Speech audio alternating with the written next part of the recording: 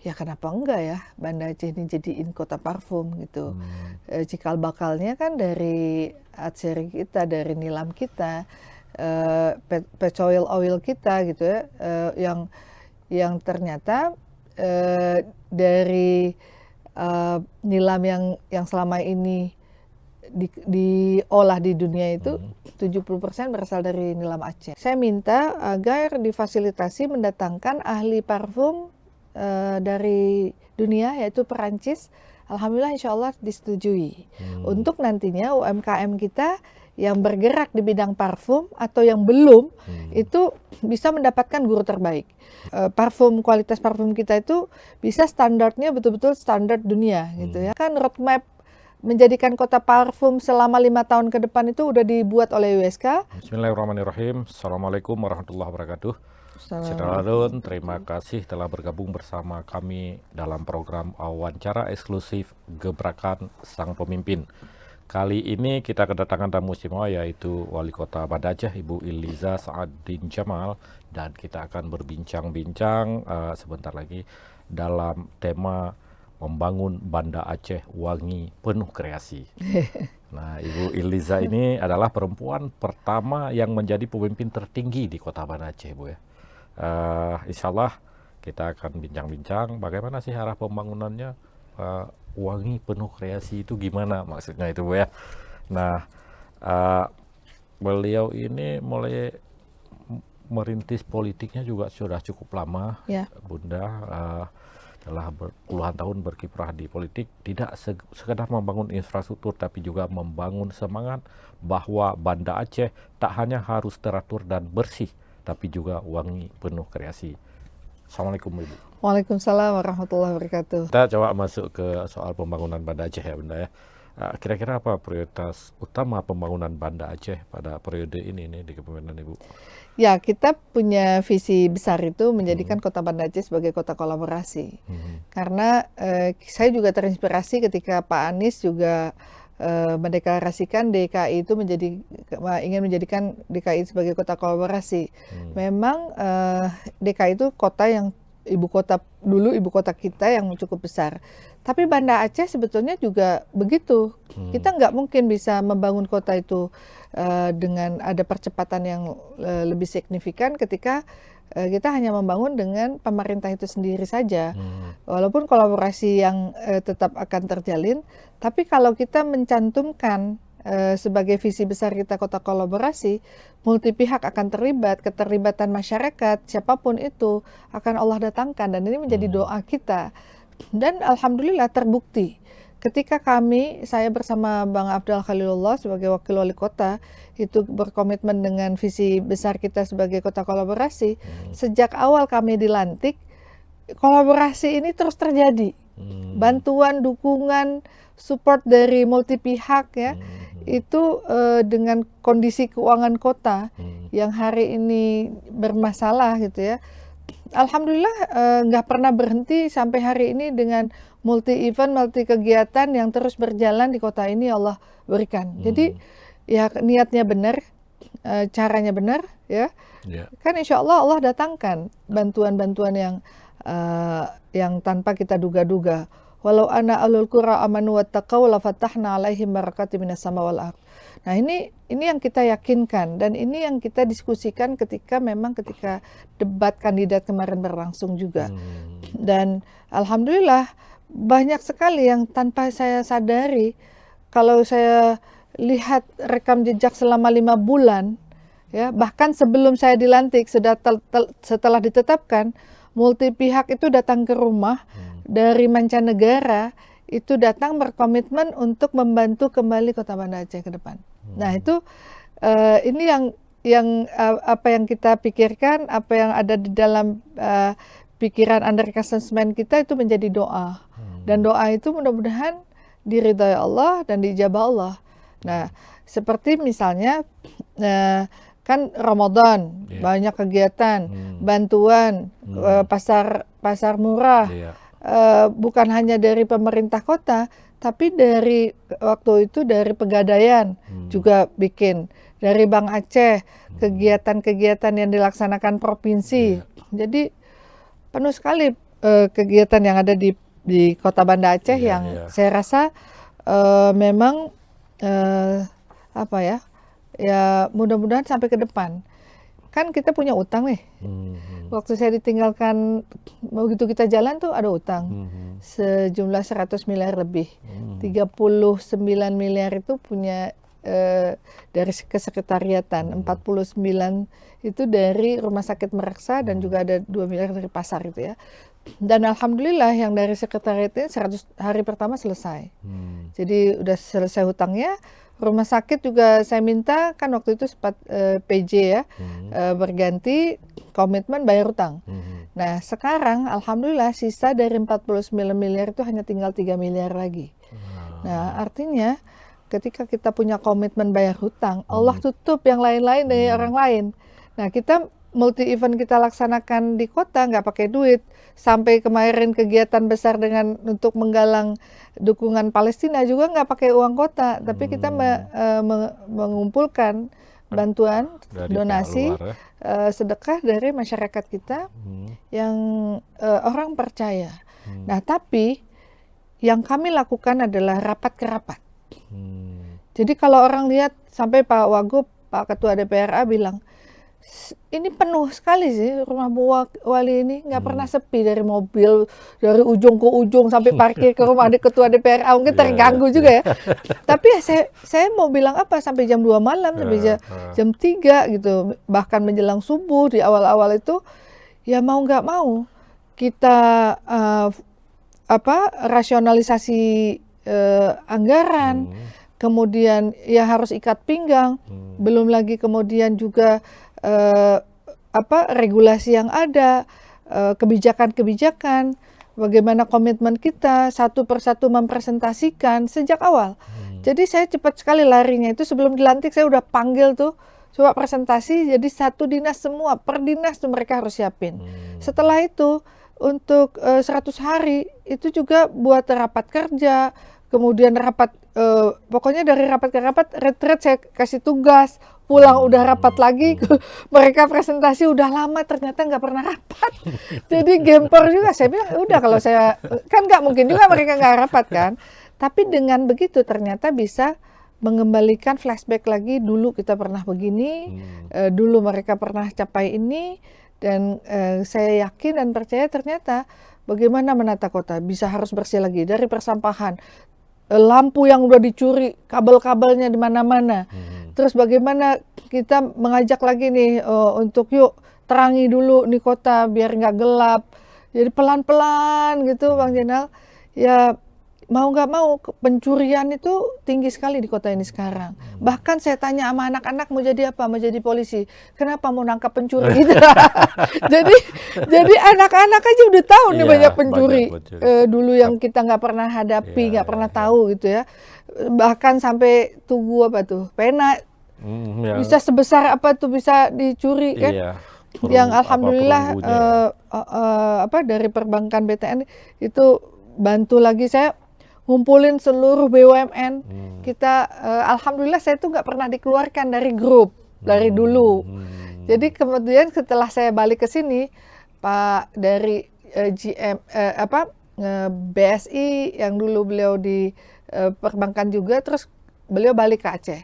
Pak Nano yang dari Garuda dulu waktu masa saya, udah kemana, ke Jeddah, kemana-mana ke luar negeri, hari ini balik lagi ke Banda Aceh. Jadi akhirnya yuk ngumpul, gampang kan, ngumpulin, oke, bisa sharing apa nih gitu. Akhirnya mereka ikut bantu, paling nggak pikiran apa, jalan keluar, networking yang mereka punya. Nah kemudian juga kita bangun kolaborasi, ya kita punya yang namanya Banda Aceh Academy. Tadi kan kota kolaborasi nih. Pencerminan kolaborasi itu selain mungkin kerjasama lintas sektor dari lintas OPD, tapi juga ada yang namanya Banda Aceh Academy. Nah di Banda Aceh Academy ini sebetulnya dulu juga udah punya Banda Aceh Academy waktu masa kami dulu bersama almarhum. Kita punya sister city dengan Apeldoorn Belanda. Jadi kita adopsi Banda Aceh Academy ini untuk bagaimana meningkatkan kapasitas SDM dari staf yang ada di pemerintah kota. Nah, kita membuat need assessment setiap SKPD waktu itu, kemudian kita latih mereka. Kan kita punya ada Garuda tuh di situ. Kita buat ada hall di situ buat pelatihan demi pelatihan. Nah, ketika kami maju kembali, terinspirasi dari itu, oke, kita bangun lagi Banda Aceh Academy, tapi tidak hanya untuk staf ada di pemerintah kota, tapi kita juga buka untuk masyarakat kota. Nah, langsung kita audiensi dengan Komdiji, dengan Kemenparekraf, dengan USK, dengan UIN, dengan BUMN, dengan Balai, ini kita bangun kerjasama. Alhamdulillah semua itu tertarik dengan adanya Banda Aceh Academy. Kita lagi renovasi gedung yang dulu diperuntukkan untuk PKK, untuk Dekranasda. Hari ini kita renovasi dan insya Allah target kita akhir tahun ini akan selesai gedung Banda Aceh Academy. Di sana akan ada kelas-kelas, ada empat lantai. Startup yang mungkin nanti dengan Komdiji yang kita udah janjikan ada satu lantai kita akan berikan yang nanti fasilitasi seluruhnya oleh Komdiji. Kemudian dengan Kemenparekraf karena ekonomi kreatif itu kan ya mungkin tempat anak-anak kreatif itu didominasi di Kota Banda Aceh. Kayak misalnya para konten kreator. Kalau dulu kan konten kreator ini belum mendapatkan sertifikasi ya. Kita sampaikan juga, alhamdulillah Bang Rifki Harsha, Menteri Ekraf kita adalah putra terbaik Aceh, yang alhamdulillah Banda Aceh menjadi piloting. Jadi piloting ada staf sosnya Rian, yang memang asalnya dari Banda Aceh ya kita todong juga. Gitu ya. Jadi memang nanti di sini itu pusatnya, nanti ada juga tempat-tempat yang bisa juga dimanfaatkan mungkin untuk podcast, pelatihan secara untuk government, e-gov, kemudian untuk publikasi juga pelatihan untuk UMKM, karena ini udah dapat izin sebagai UPTD, BLK, BAA Banda Aceh. Jadi karena dia pusat pelatihan, connect-nya ke BLK. Jadi BLK, BAA Kota Banda Aceh. Nah, kan udah jadi UPTD. Harapan ke depan ya jadi perusahaan daerah ya. Harapannya agar bisa lebih luas, bisa lebih mandiri, bisa juga meningkatkan PAD Kota Banda Aceh. Jadi kemarin dengan Balai pelatihan, kemudian dengan Excellent. Excellent ini sebuah organisasi institut di mana nanti anak-anak kita yang bakal lulus SMA, mereka juga bisa mengakses beasiswa. Tapi mereka sebelum mengakses itu kita latih dari bahasanya, karena ada 3 negara, ke Perancis, ke Turki, satu lagi Jerman. Nah, jadi Jerman ya. Nah, jadi kemarin udah kita sosialisasi juga, walaupun BAA belum berdiri, tapi ini juga udah kita lakukan gitu. Hari ini multi event kegiatan pelatihan itu tetap berjalan walaupun BAA belum kita launching. Nah, tapi kerjasama udah kita bangun dengan katakanlah pusat kajian dari kajian-kajian. Nah, ini kan di BAA itu juga melakukan research. Riset ini bisa dilakukan oleh juga universitas, tapi apa yang menjadi kebutuhan kita untuk kita lakukan riset, atau kita memanfaatkan survei yang udah dilakukan oleh universitas yang selama ini tidak dilakukan, tidak ditindaklanjuti. Nah, ini keberadaan BAA ini sebetulnya sangat penting untuk bagaimana meningkatkan SDM dari masyarakat kota. Alhamdulillah IPM Kota Banda Aceh ini kan nomor 2 di Indonesia, hanya sedikit di bawah Yogyakarta, ya. Dan itu dari dulu sebetulnya.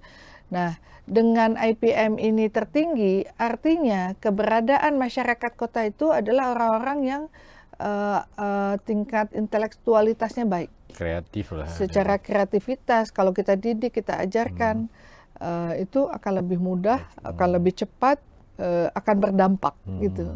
Ini Bunda, kalau misalnya ini kan kalau kreatif yang ini lebih banyak ke modernnya ya. Ya. Lalu bagaimana ini menjaga keseimbangan antara dengan pelestarian sejarah? Ini kan kota pusaka lah, Ya. kota warisan itu. Gimana itu? Ya, kita bicara tentang peninggalan sejarah, kota warisan, kota tua, ini juga tidak akan meninggalkan modernitas. Ya, artinya mana yang harus kita jaga? Katakanlah misalnya tempat-tempat yang memang menjadi peninggalan-peninggalan sejarah. Justru ini menjadi sebuah potensi bagi kota kita. Orang kan sekarang udah kemodernan itu sebuah keniscayaan. Tapi peninggalan sejarah juga nggak boleh abai. Nah, jadi penataannya, kemudian ini kita juga akan hadir di jaringan kota-kota pusaka di Indonesia, yang dari dulu kita aktif bersama JKPI ini. Nah, pelestarian ini penting. Bagaimana ornamen yang ada, menjaga itu kan ada ada lembaga-lembaga pelestarian, baik yang berbentuk benda atau bukan budaya berbentuk budaya. Nah, pelestariannya itu juga salah satunya program seniman dan budaya masuk sekolah. Nah, itu kan kita masuk ke sekolah anak-anak ya. Jadi memang kita mengidentifikasi mana nih yang harus kita kita harus angkat secara publikasi, yang harus kita tata, yang harus kita jaga, seperti kemarin maraton yang dilakukan oleh BUMN kerjasama lintas pengusaha. Nah, mereka kan datang maratonnya ke tempat-tempat titik-titik peninggalan sejarah, tempat pusaka. Jadi itu kan salah satu bagaimana kita memperkenalkan, karena kita juga ya punya museum, ya mudah-mudahan ke depan ya museum kita juga bisa lebih diperkaya gitu ya. Komitmennya mudah-mudahan komitmen dari pemerintah provinsi, karena itu kan punya provinsi peninggalannya. Nah, harapannya juga ke depan, misalnya Masjid Raya, provinsi kan punya perencanaan yang saya tahu dari dulu. Ya mungkin bisa pembebasan sampai Krung Aceh. Jadi dari gereja, terus tempat TNI Polri itu, TNI ya, kan bisa langsung kelihatan Masjid Raya. Kan dulu nih tempat Sultan. Dari Kodamnya. Dari Kodam, gereja sampai langsung Masjid Raya, langsung dari sungai itu ya. Tapi memang tergantung duitnya juga sih ya. Ya mudah-mudahan. Tapi yang penting perencanaan udah ada. Udah ada perencanaan. Udah ada perencanaannya. Jadi sampai dengan penataannya tuh sampai ke kawasan Putra Pahang. Nah, di dalam pembangunan revitalisasi Taman Bustanul Salatin, nah ini menjadi program kita. Nanti ada jembatan yang menghubungkan Taman Bustanul Salatin dengan Balai Kota. Kemudian dari Bustanul Salatin ke Putra Pahang. Putra Pahang. Nah, ke Masjid Raya juga. Dan enggak, maksudnya jembatan yang kita bangun. Ya, jembatannya. Nah, kalau areanya kan emang dari Masjid Raya. Nah, kemarin udah sempat mau ada investor untuk membangun dengan PEMA, membangun kembali Hotel Aceh gitu ya. Nah, tapi kalau ini nggak terbangun juga, apa boleh buat? Kayaknya harus kita jadikan itu ruang terbuka hijau gitu ya. Jadi, ya tapi kita lagi berusaha, karena ini konsorsium, pemiliknya banyak. Jadi harus, karena dia konsorsium, dan salah satunya Bang Ayub almarhum udah meninggal dunia kan, yang terus berjuang waktu dari kami dulu. Nah, kita lagi coba carikan investor, mudah-mudahan ada yang mau menanamkan investasinya untuk pembangunan kembali, karena salah satu yang harus dijaga bahwasanya bagaimana dulu ada Hotel Aceh di situ, nanti ada ceritanya, ada storytellingnya, tempat Presiden Soekarno menginap dulu, itu sejarahnya ada gitu kan harapannya. Dan terkoneksi ke Putra Pahang. Jadi modernitas tuh dapat penataannya, tamannya kita akan bongkar ya. Kan udah ada di situ bangunan yang udah ada, termasuk panggung yang ada, itu akan kita bongkar semuanya. Jadi itu betul-betul menjadi menjadi alun-alunnya, fungsi tamannya itu hidup dan ekspresi dari anak-anak kreatif, dari pelaku seni kita, dari komunitas-komunitas yang ada bisa memanfaatkan. Dan panggung yang akan kita buat mungkin kita akan fasilitasi juga dengan videotron yang baik. Jadi tadi disampaikan oleh Bang Zainal, modernnya dapat, kota tuanya juga dapat, ya, penataan taman-taman kehijauannya juga persentasenya akan bertambah. Pedestrian tuh kita tata lagi, tempat pejalan kaki, bersepeda segala macam. Jadi ya orang akan merasa nyaman. Landmarknya kita yang terbaik itu kan adalah Masjid Raya Baitur Rahman, gitu kan. Memang kota ini memang menjadi kota syariat, kota yang identitas agama itu memang masa Belanda itu memang udah dipilih di tengah-tengah kota Banda Aceh. Dan ketika memang sejarah masa lalu Taman Busana Salahuddin sampai ke pendopo gubernur, ya mudah-mudahan pendopo ke depan pindah. Jadi itu bisa jadi museum gitu, karena udah nggak layak juga gitu, terlalu kecil untuk gubernur ya.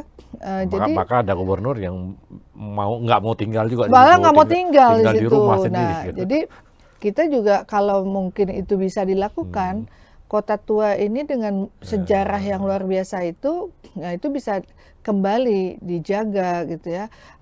Peninggalan sejarah katakanlah yang paling banyak kita di Belanda.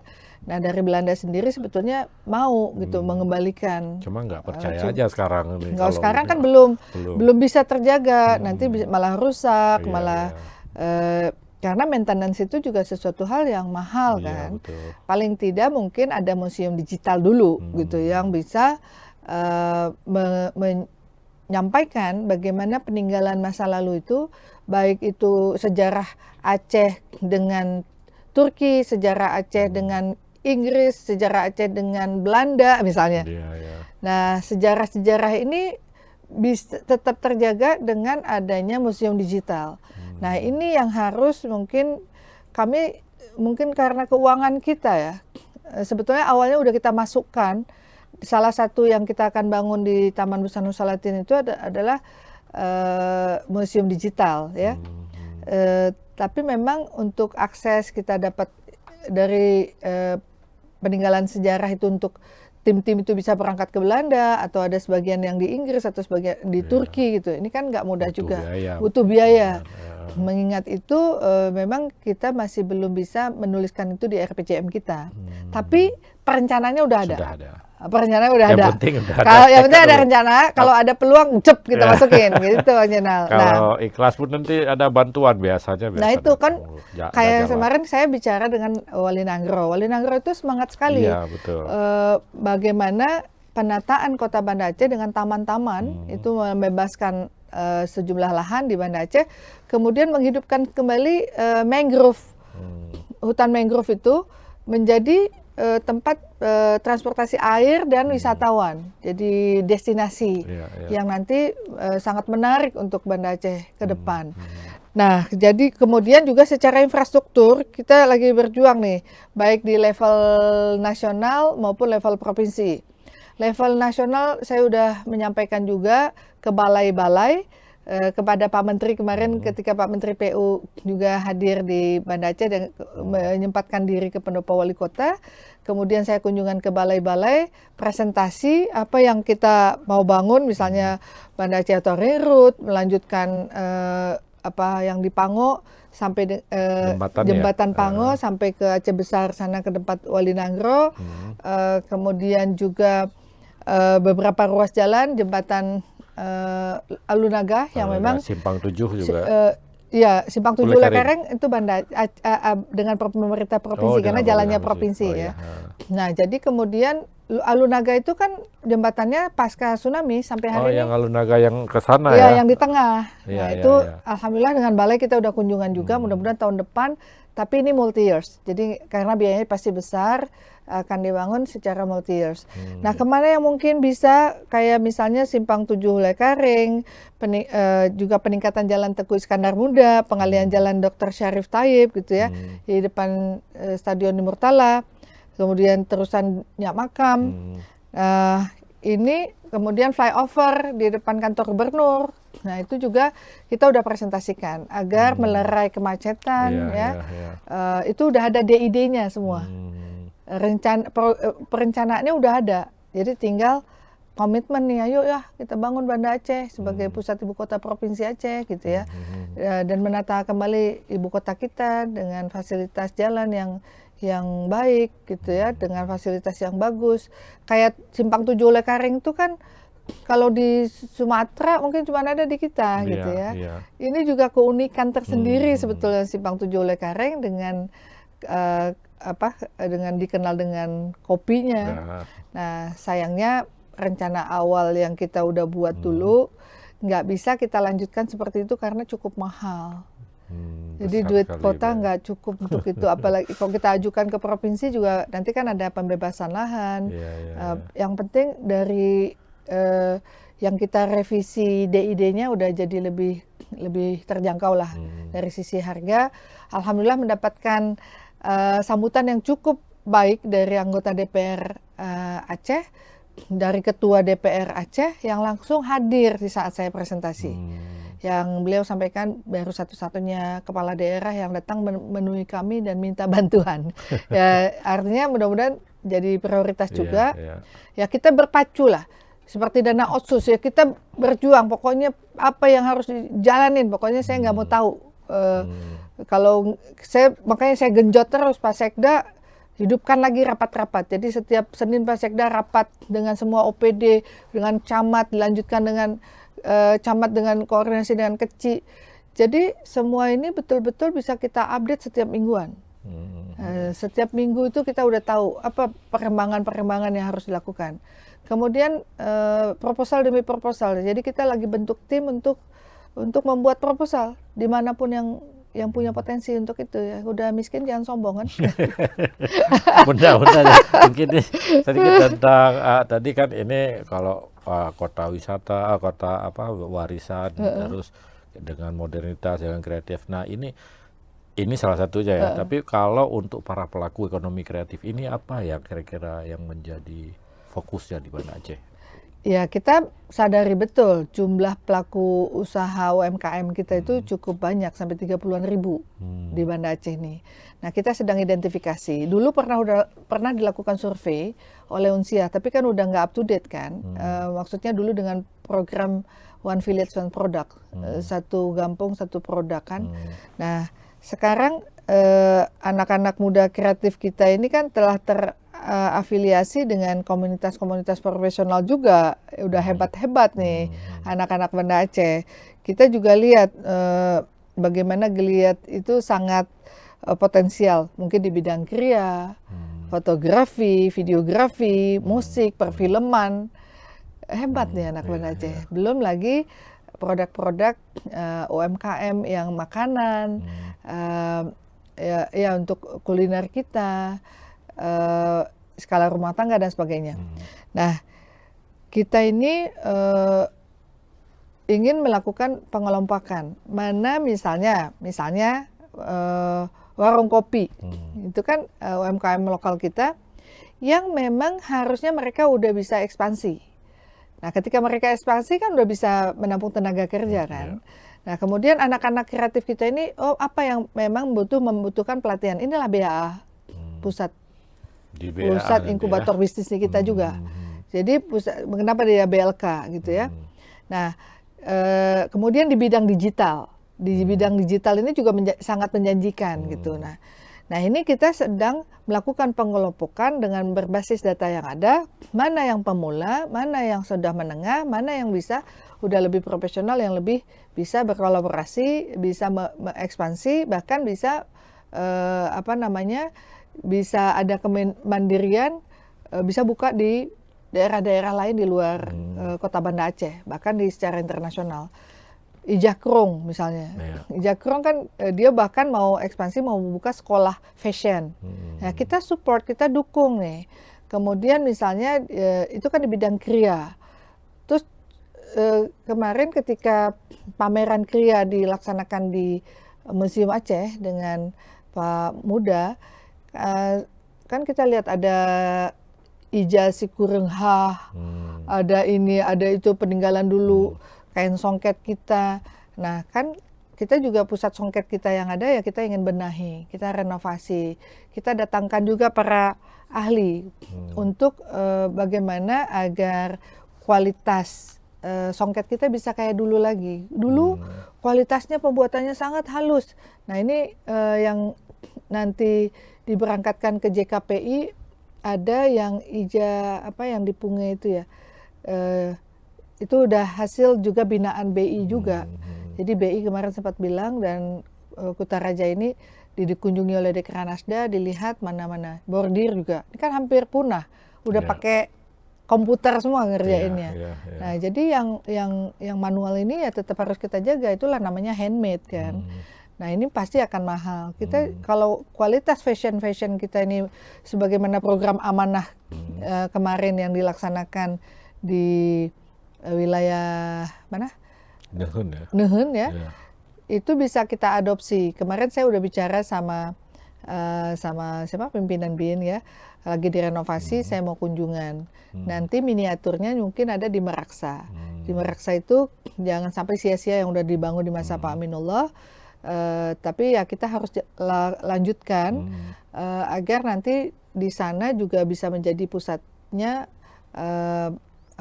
UMKM kita yang pelatihannya itu ada di Banda Aceh Academy. Semua terkoneksi nih. Jadi di mana tempat-tempat yang bisa kita tata kembali dengan multi pihak yang akan bisa membantu kita. Jadi semua data kita kumpulkan. Kalau nggak berbasis data rasanya sulit juga. Nah, kita lagi belajar nih mengadopsi e-gov yang sudah diterapkan, katakanlah misalnya laporan warga itu dengan Jaki DKI. Kita udah bentuk kerjasama, tinggal tindak lanjut, kita kumpulkan apa yang menjadi kebutuhan, kemudian baru kita ke sana dengan anggaran yang udah kita siapkan, kemudian juga dengan Sumedang. Nah, kalau dulu kita orang belajar ke kita, sekarang kita belajar ke orang dulu gitu. Nanti baru kita bisa create lagi, bangun lagi, bisa jadi, kan biasanya kalau orang belajar bisa jadi lebih baik dari gurunya kan gitu harapannya. Nah, ini juga kayak saya bilang tadi, anak-anak ini harus kita berikan sertifikasi. Pelatihan-pelatihan, multi pelatihan yang kita akan lakukan itu ya kita akan berikan sertifikasi agar konten kreator kita ini misalnya contoh tadi konten kreator, mereka bisa jadi pengajar dengan pembiayaan yang layak. Nah, kalau mereka selama ini katakanlah misalnya ikut saya Win Suib misalnya, nah dia menjadi guru itu kan belum bisa dibayar secara profesional karena apa? Belum ada sertifikat misalnya. Alhamdulillah kemarin sudah tersertifikasi, ya Win.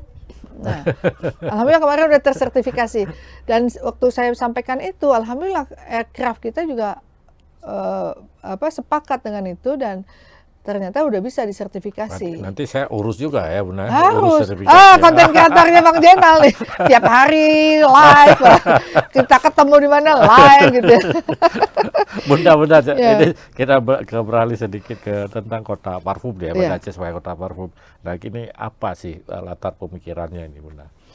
Ya, memang latar pemikirannya ketika saya berdiskusi dengan tokoh ARC ya, Arseri Research Center, Pak Saifullah, yang memang beliau kan melakukan hilirisasi dari nilam, ya. Jadi waktu kita diskusi itu, ya kenapa enggak ya Banda Aceh ini jadiin kota parfum gitu. Cikal bakalnya kan dari atsiri kita, dari nilam kita, petroleum oil kita gitu ya, yang ternyata dari nilam yang selama ini diolah di dunia itu 70% berasal dari nilam Aceh. Nah, USK concern di situ secara teknologi juga pengelolaannya cukup baik, dan USK juga sudah bisa menghasilkan produk-produk terutama. Nah, USK concern di situ secara teknologi juga pengelolaannya cukup baik, dan USK juga sudah bisa menghasilkan produk-produk terutama parfum. Nah, kalau dulu kan di awal itu kan minyak pret. Yang sangat terkenal di Banda Aceh kan minyak pret ya, salah satu perintis yang paling perintis gitu ya. Awalnya. Nah, kita ingin bagaimana kandungan yang aktif di minyak nilam ini kita tingkatkan grade-nya. Nah, kita tingkatkan grade-nya itu secara grade fiksatif parfum. Kan sayang ya. Sayang sekarang ini nilam kita aja dibilang dari Medan. Gitu ya. Kalau nggak kita klaim, kita patenkan, ya alhamdulillah. Kemarin ketika kita launching, soft launching sebagai kota parfum, kerjasama kita dengan USK, itu yang dimana dengan adanya nilam yang kualitas baik ini, daya tahannya lama. Keharumannya tuh daya tahannya lama. Wanginya juga tambah lebih baik gitu ya.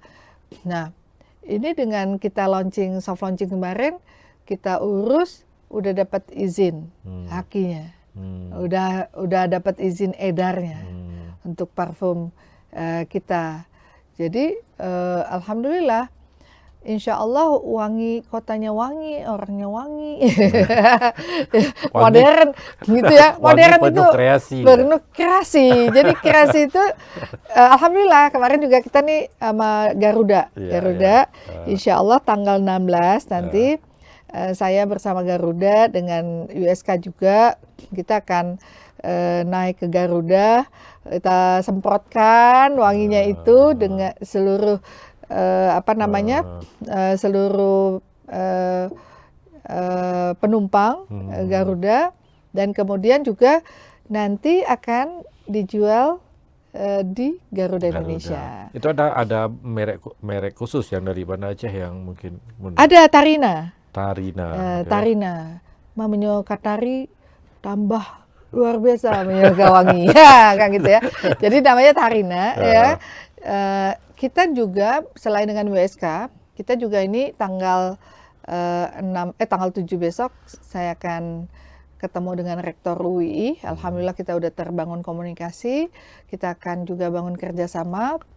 Ada program studi kita dengan UII, dan kerjasama kita mereka sangat menarik. Awalnya untuk bagaimana anak-anak Banda Aceh, juga anak Aceh, karena kita kata ibu kota provinsi, kita akan ikhtiarkan mereka-mereka yang hafiz itu bisa langsung kuliah di UII tanpa membayar. Jadi dapat beasiswa penuh.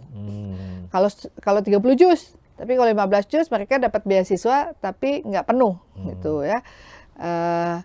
Dan akhirnya ketika mereka tahu Banda Aceh launching sebagai kota parfum, laboratorium parfum itu terbesar itu ada di UII rupanya. Nah, mereka jadi lebih semangat lagi gitu ya. Jadi akhirnya insya Allah kami Unsia dengan UII juga akan nanti kolaborasi. Nah, bisa menghasilkan parfum yang punya kualitas yang cukup tinggi. Nah, alhamdulillah. Berarti Bu Mundan, kalau memfasilitasi ini parfum Banda Aceh, selain Tarina itu kan yang produk kita angkat, ada banyak harapannya UMKM kita kayak kemarin kita kan ikut pameran di Bandung, pameran parfum terbesar di Indonesia. Nah, itu kita dilibatkan oleh Ekraf, kemudian bersama dengan Minyak Pret.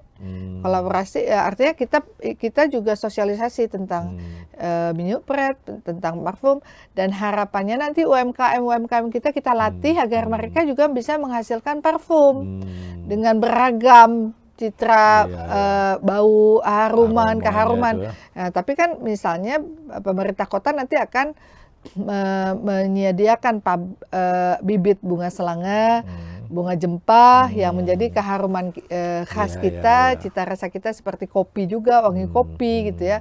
Kalau mungkin wilayah lain mungkin vanila, tapi kita di kopinya. Nah, kita juga akan berkolaborasi dengan Kalimantan Timur, dengan pemerintah provinsi Kalimantan Timur dan universitas yang ada di Kaltim. Sehingga kolaborasi menjadi kota parfum ini menjadi lebih besar. Kalau Kementerian Ekraf juga Ekraf mendukung penuh. Untuk itu ya dengan juga nanti kita yang memang kita belum komunikasi ke Kementerian UMKM. Ya terus terang karena waktu masih terbatas 5 bulan ini, tapi kita udah berencana untuk juga ke Kementerian UMKM agar nanti kita bisa kerjasama. Ya mungkin benar, saya membayangkan nanti sekali ada pameran parfum besar di Ya, Banda kita Aceh, akan melaksanakan pameran festival parfum dunia yang skala dunia internasional. di sini ya. Nah, alhamdulillah kemarin ILO dengan Unsia, terus saya nanti akan bertemu dengan saya setelah ini. Saya minta agar difasilitasi mendatangkan ahli parfum dari dunia, yaitu Perancis. Alhamdulillah insya Allah disetujui. Untuk nantinya UMKM kita yang bergerak di bidang parfum atau yang belum, itu bisa mendapatkan guru terbaik. Bagaimana agar kualitas parfum kita itu bisa standarnya betul-betul standar dunia gitu ya. Maka harus didatangkan para ahli. Untuk mendatangkan ahli kan nggak mudah juga. Tapi alhamdulillah direspon secara positif gitu. Kan di USK sekarang udah punya direktur untuk bisnis ya, Pak Rizal. Nah, kita intens komunikasinya. Bahkan roadmap menjadikan kota parfum selama 5 tahun ke depan itu udah dibuat oleh USK dan nanti akan kita bahas, nanti akan kita seminarkan juga agar tahapan-tahapan demi tahapan yang akan kita capai itu bisa tercapai dengan progres yang baik gitu, yang nanti launchingnya kita ada launching di Banda Aceh secara grand, launching juga kita akan launching di Jakarta. Nah kemarin waktu soft launching kan dengan Menteri Wamen Dagri ya Pak Bima Arya, juga beliau juga mantan kepala daerah yang beliau sangat respect gitu, sangat antusias. Kata beliau, oke, nanti saya berharap tahun depan nih benar-benar bisa grand launching di Jakarta. Nanti beliau juga ikut bantu. Nah setelah saya komunikasi dengan multi pihak, banyak yang responnya positif. Nah katakanlah misalnya selama ini petrol oil itu kan udah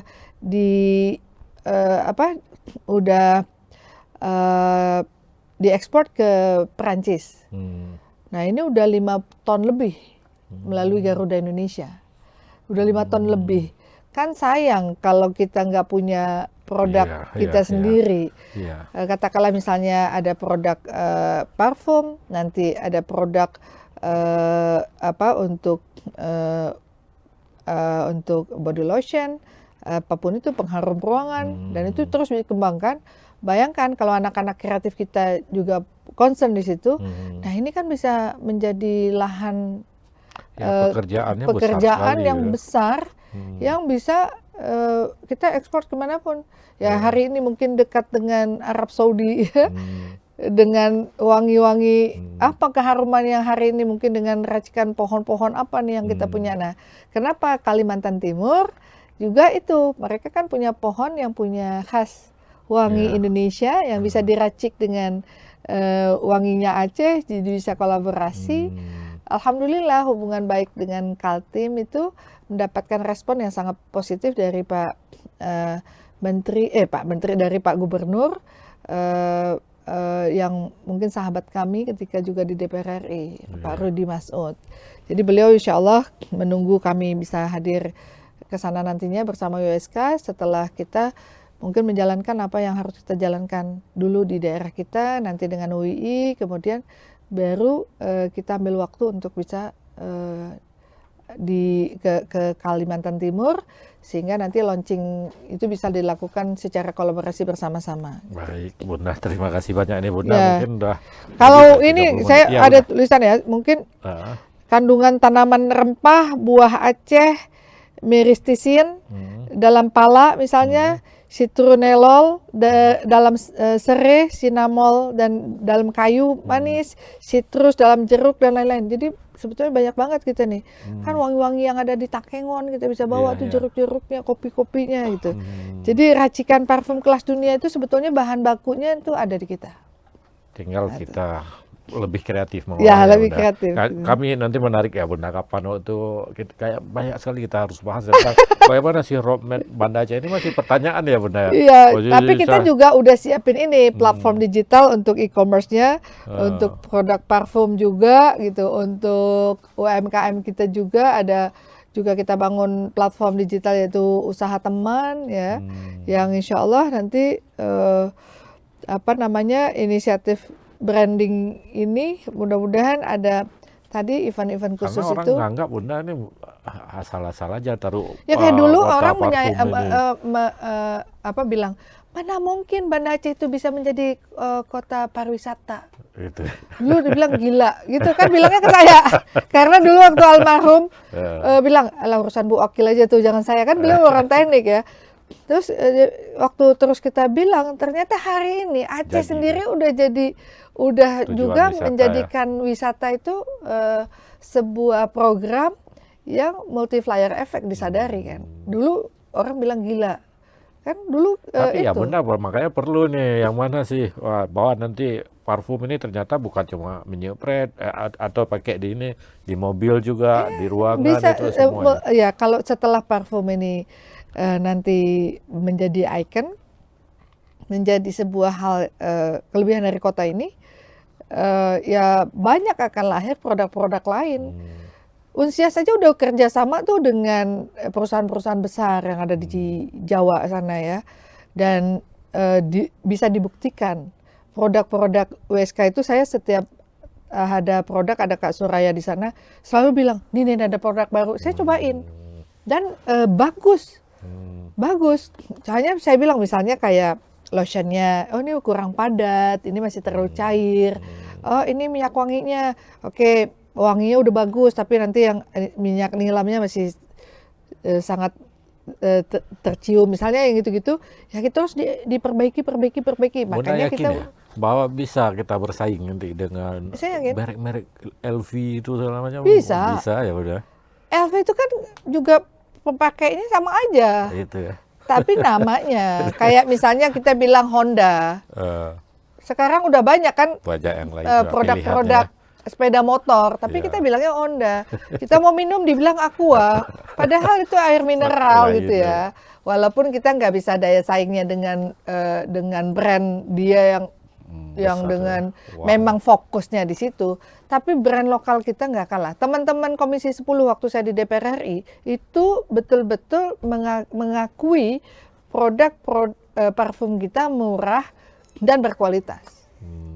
Saat kemarin kami bawa ke Apexi, ya kita pamerkan parfum kita, terus udah boleh aja mereka coba. Yang mau lewat diolesin, Awalnya mereka apa sih ini gitu ya. Setelah itu mereka balik rame-rame. Enak banget, lama, tahan, beli akhirnya gitu kan. Nah tapi kalau udah gubernur Bunda ada juga Putra Aceh yang ya? Bikin parfum yang kelas dunia, yang punya oud gitu kan. Oud ini masih sangat dikenal di Punge padahal. Saya masih belum ketemu sih sama ini, tapi saya akan ketemu dengan dia. Saya udah coba searching, saya cari parfum-parfum selain menyepret gitu. Ada seorang anak muda Banda Aceh nih, anak muda Aceh, yang dia pakai tuh kayu-kayu oud yang berbasis oud itu, dan produknya itu aromanya terbaik. Menurut versi saya pencinta parfum karena.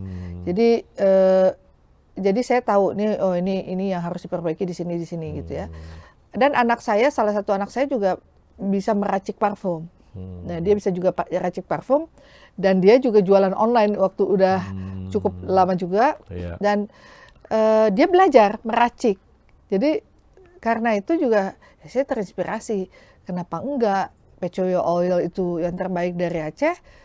Kita juga ngeklaim, dan kita juga harus fokus dengan itu. Jadi makanya akhirnya kita menambah, salah satu yang kita tambah selain program-program menata kota, membangun kota dan sebagainya, salah satu adalah Banda Aceh kita jadikan menjadi sebuah kota parfum. Iya, terima kasih banyak Bunda, ini panjang sudah ya Bunda. Demikian Sederalun, Banda Aceh ini ternyata bukan sekedar kota warisan sejarah, melainkan rumah masa depan yang akan kita bangun bersama.